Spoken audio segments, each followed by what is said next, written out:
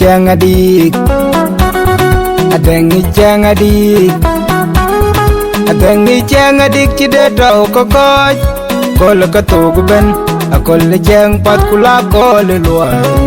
kol mi de piola kol yang ba Adheeng Chieng Adheeng Adheeng Chieng Adheeng Adheeng Chieng Adheeng chide tau kokoj kol ka to ben akol Chieng pat kula kol luai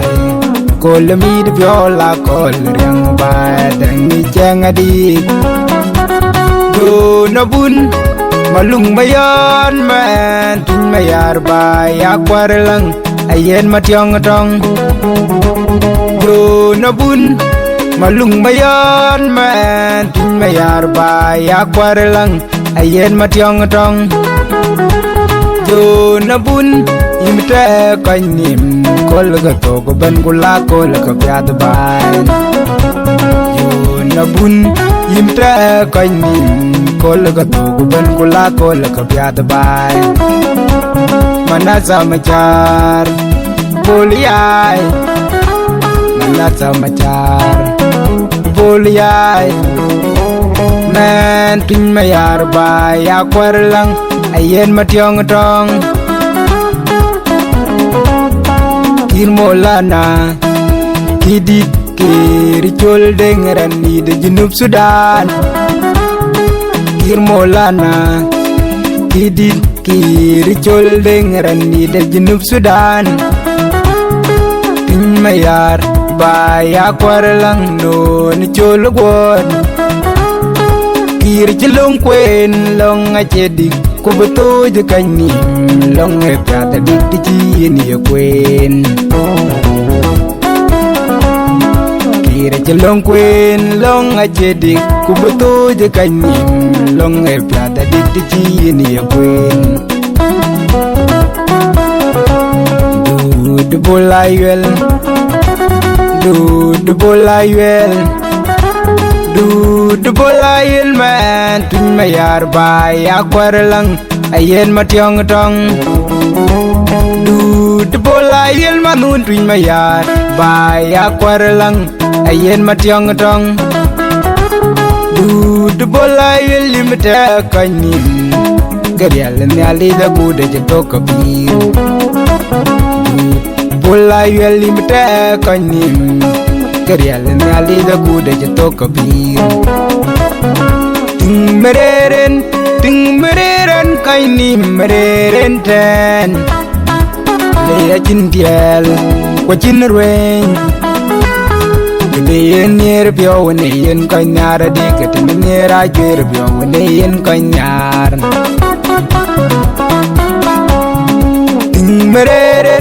ting mereren kaini mereren ten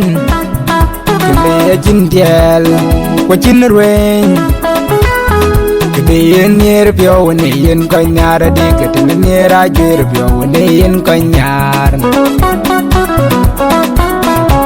adin nera jer bio ne yen kanyara de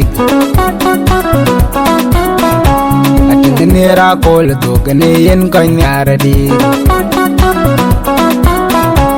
yo nabun malung mayat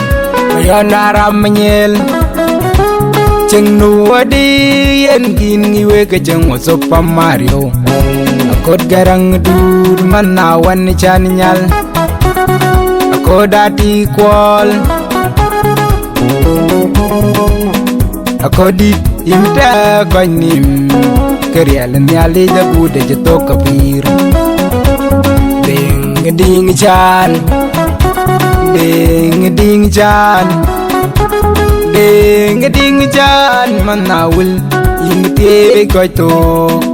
changdu nin koy nyar e yin ko koy te ge yin ko koy mung nim kulami de pyo we yin ko koy miet pyo dang Chieng Adheeng Adheeng Chieng Adheeng Adheeng Chieng Adheeng chide to ko koy kol ka to ben akol Chieng pat kula kol luai kol mi de piola kol riang bai Adheeng Chieng Adheeng Adheeng Chieng Adheeng Adheeng Ngic Chieng adik chide tau kokoj kol ka togu ben akol Chieng pat kula kol luai kol mid piola kol riang ba Adheeng Ngic Chieng adik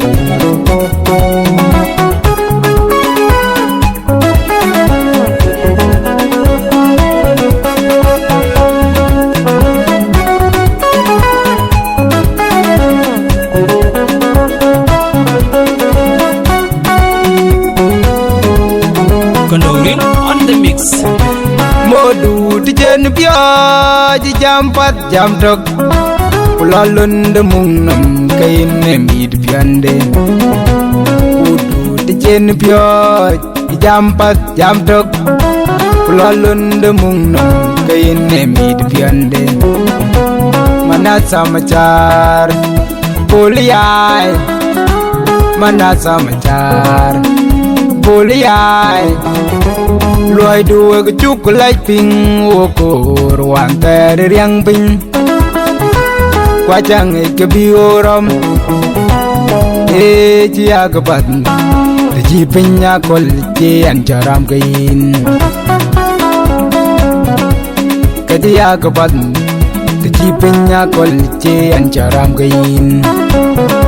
Kirmolana didin kiri choldeng Kirmolana kidin kiri choldeng Kiri jelong kwen long ajedi kubutu jekanyim long epyata dik tijini ya kwen Kiri jelong kwen long ajedi kubutu jekanyim long epyata dik tijini ya kwen Long epyata dik tijini ya kwen Long epyata dik tijini ya kwen Du bolayel Du bolayel Du bolayel limte koito Chieng du Yimte koinim Kariela nyale da gude chito kabir Ting mereren kaini mereren ten Leya jindiel kwa jinrueng Ting mereren kaini mereren ten Leya jindiel kwa jinrueng Yen near pio when yen coignara digat and near I dwear pio when yen coignar Yen near pio when yen coignara digat and near I dwear pio when yen coignar Yo nabun malung mayad cheng no adi yen gin iwe ka cheng was up Mario Akod garang du mana wan chan nyal Akodati kwal Akodit imte konim Kariel nyali da bude chito kabir Ding chan Ding chan Ding chan manawul imte kaito Chieng du Chieng nunin coi nyar yin ko coi te yin ko coi mung nim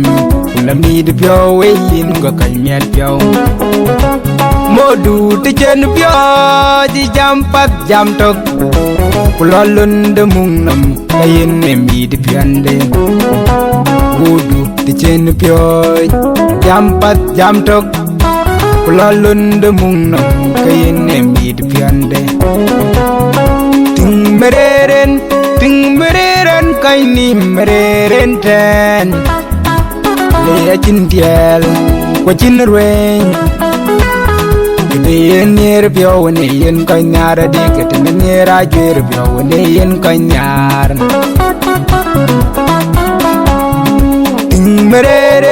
Ting mereren kaini mereren ten Leya jindiel kwa jinrueng be yen near pure when yen coignara dick it in the near I get pure when yen coignar. I think the near I get pure when yen coignara dick. I think the near I call the dog and yen coignara dick.